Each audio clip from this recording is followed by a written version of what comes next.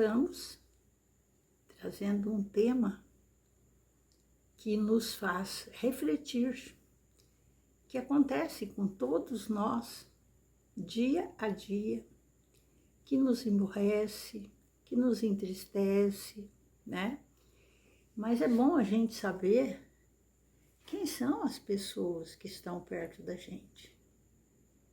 O que será que elas vibram a favor da gente e contra a gente? E acabamos nos surpreendendo com pessoas que imaginavam ser uma coisa e a outra. E encontramos pessoas assim que são um bálsamo na nossa vida.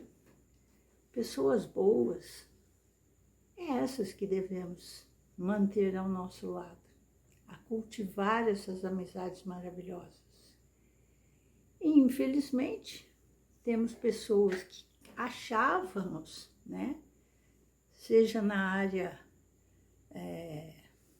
afetiva, profissional, por aí afora. E pessoas até que nem conhecíamos, né, que perde tempo em trair, em fazer maledicências, fazer fofocas. E todos nós estamos sujeitos a passar por essas decepções que nos derrubam muitas vezes, porque nós não estávamos esperando. Eu sou a Silvia Coelho Matos. O nosso tema de hoje, decepções são livramentos? Pois é, nós temos ouvido falar muito essa palavra livramento. Nós vamos explicar direitinho o que significa. Há um lado positivo na decepção. Você fala positivo? Pois é. É quando ela nos ajuda a voltar para Deus como aquele em quem podemos realmente confiar. Ela, a decepção, nos lembra quem é o ser humano. Ela nos faz pensar e recordar quem somos nós.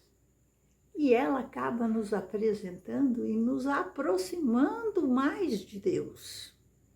Por isso, nós devemos ter sempre diante de nós a advertência de Jeremias, que a propósito encontra eco na descrição do poeta do Salmo 1.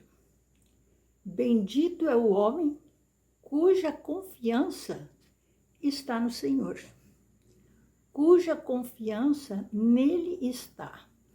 Ele será como uma árvore plantada junto às águas e que estende as suas raízes para o ribeiro. Ela não temerá quando chegar o calor, porque as suas folhas estão sempre verdes. Não ficará ansiosa no ano da seca e nem deixará de dar fruto. Versos 7 e 8. O que a decepção pode causar, afinal? Bom, garanto que todos nós já tivemos uma, duas, várias decepções no decorrer da nossa vida. Então, o que essa decepção pode causar? Ela pode causar tristeza, frustração, raiva, remorso, sentimento de humilhação e de fracasso, ou até mesmo desconforto físico, como dores no corpo, falta de ar e entre outros sintomas. Assim como a tristeza, outras emoções, como a melancolia, elas podem prejudicar o sistema respiratório. Buscar apoio emocional pode ser um fator decisivo para manter a saúde dos pulmões em equilíbrio e melhorar a qualidade da vida de forma geral. Tais sinais podem nos acometer ao mesmo uma vez no decorrer de nossa vida, principalmente a decepção amorosa. Mas ouvimos também que tudo isso acontece para saber quem está do nosso lado. E a palavra certa é livramento. E você sabe a definição de livramento? Então vamos lá. O termo livramento ecoa com força e esperança no coração do crente. Representa a intervenção misericordiosa de Deus em nossas vidas, nos resgatando de situações perigosas, opressão e desespero. De acordo com a visão espírita, as decepções, elas podem ser sim entendidas como livramentos, pois podem permitir que a pessoa perceba que estava enganada ou iludida. Para lidar com as decepções, a visão espírita, ela sugere alguns itens. Preste atenção. Agradecer a Deus por ter retirado os empecilhos que estavam limitando a sua visão. Aprender a gostar das pessoas como elas realmente são. Aprender a compreender os outros. Aprender a ser indulgente e benevolente. Aprender a não se prender a mágoas e depressões. Aprender a ser paciente. Aprender a não reagir às provocações. Aprender a colocar em prática o bem. A visão espírita, ela também vem sugerir que as pessoas devem ser responsáveis pelas desilusões que vivenciam, pois são elas que criaram as ondas que as magoaram. E qual será o desafio de voltar a confiar? É muito difícil. A gente fala, eu desculpo, eu perdoo, mas se aquilo estiver ali no seu coração, ainda não vai dar ainda para confiar. Você pode perdoar, desculpar, mas essa confiança é meio complicada. Mas qual seria o desafio de voltar a confiar?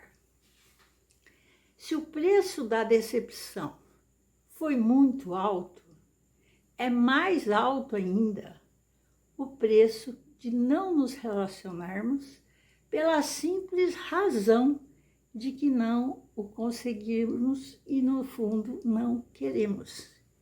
Então, muitas vezes, a gente desculpa, perdoa, não consegue confiar, porque no fundo, a gente não quer mais se aproximar dessa pessoa. Você já fez algumas tentativas e desisto, acabamos desistindo, né? Então, Jesus é um exemplo de como nós devemos comportar mesmo depois da decepção. Ingratidão dos 9 leprosos, Lucas 17:17, Jesus continuou a curar. Ele não desistiu de fazer o bem, porque recebeu a indiferença da maioria como resposta. Nós podemos imaginar que o fazia pela alegria de alguns, apesar da insensibilidade para a gratidão por parte da maioria. Ele não fazia para ser reconhecido ou para que lhe agradecessem. Na verdade, ele era reconhecido, notado pelo que fazia. Há um personagem bíblica muito marcada pelas decepções. Eu me refiro ao apóstolo Paulo, João Marcos, o sobrinho de Barnabé. Colossenses 4:10. Foi um dos que o decepcionaram. Atos 15:39. Mas, alguns anos depois, o apóstolo fez um estranho pedido a Timóteo, o seu colaborador. Traga Marcos com você, porque ele me é útil para o ministério. Paulo aceitou o desafio de voltar a confiar em Marcos, tornando-se de novo o seu cooperador.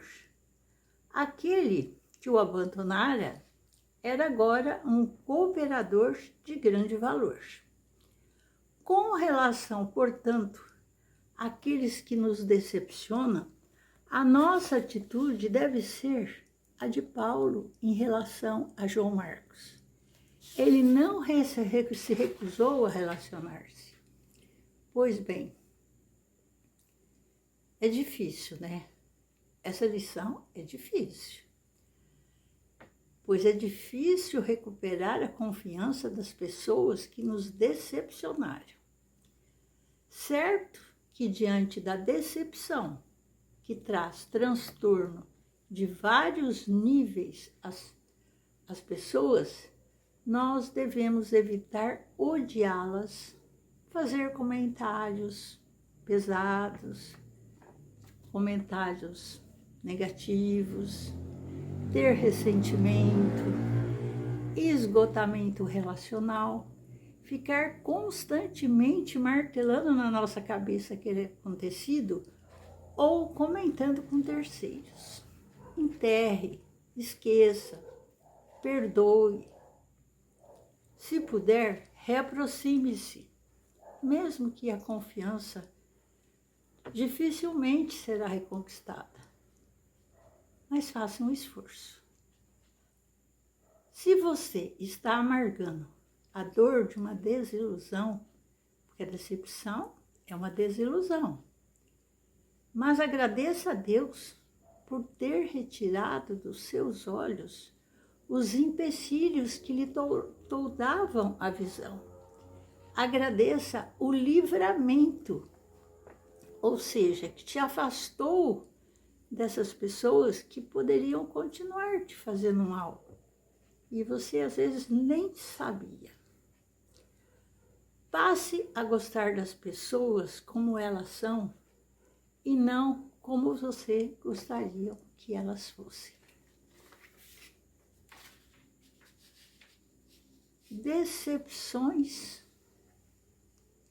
são livramentos? São.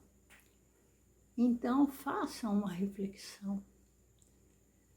Não fica amargando isso no seu coração.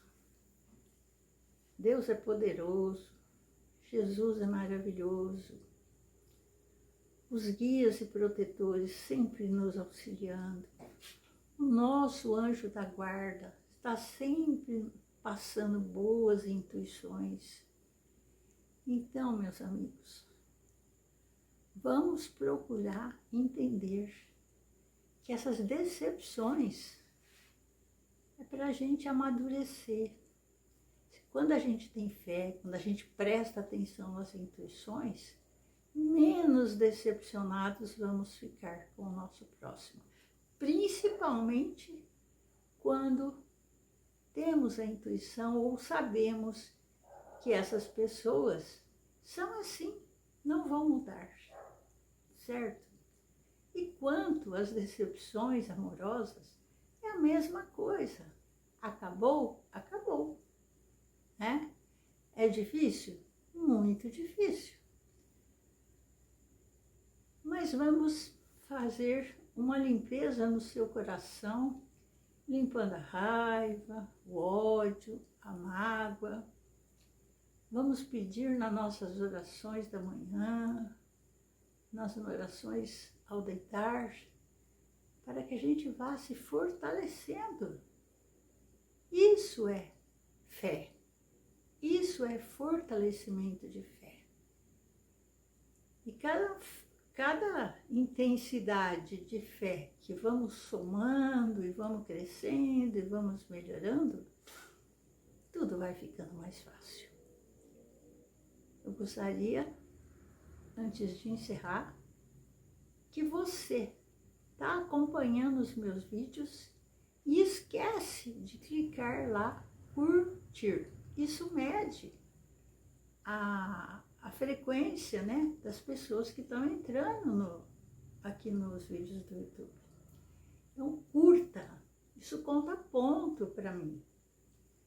Compartilhe com os seus amigos para que eles também conheçam o canal. E quem ainda não fez as inscrições, o façam. Não esqueça de clicar no sininho todas, porque todo vídeo novo o YouTube vai te avisar. Fiquem com Deus, boa reflexão, até a próxima e um beijo no seu coração. Até mais.